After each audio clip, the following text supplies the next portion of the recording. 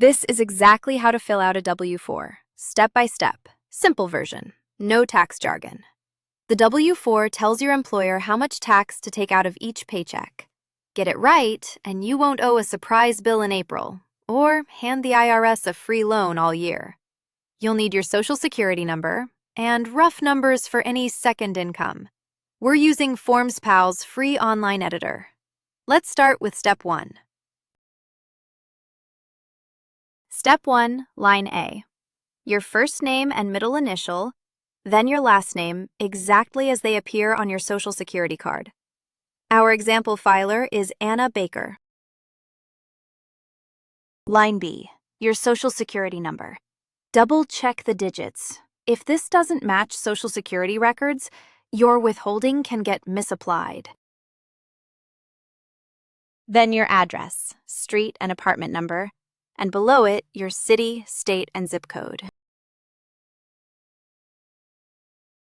Line C, filing status. Check exactly one box. Anna is unmarried with one job, so she checks single. Married couples filing one return together check the second box, married filing jointly. And if you're unmarried but pay more than half the cost of keeping up a home for a qualifying person, you may qualify for head of household, the third box. Step 2 only matters if you hold more than one job, or you're married filing jointly and your spouse also works. If that's you, the simplest option is checking this box, 2C, but only if both jobs pay roughly the same. Otherwise, use the IRS estimator linked on the form for a more accurate number. Anna has one job, so she skips Step 2 entirely. Step 3, Dependents. If your income is under $200,000 or $400,000 filing jointly, multiply your qualifying children under 17 by $2,000. Anna has one child, so she enters $2,000. Other dependents count for $500 each. Then add them up and put the total on line 3. Step 4 is optional fine-tuning. 4A. Other income with no withholding, like interest or retirement income. 4B. Deductions beyond the standard deduction. Most people leave this blank. And 4C.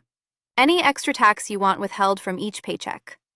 Anna adds $50 per paycheck as a buffer. That's a common move if you owed money last year. Step 5. Sign and date the form. It's not valid without a signature. In FormsPal, click the Sign button in the toolbar.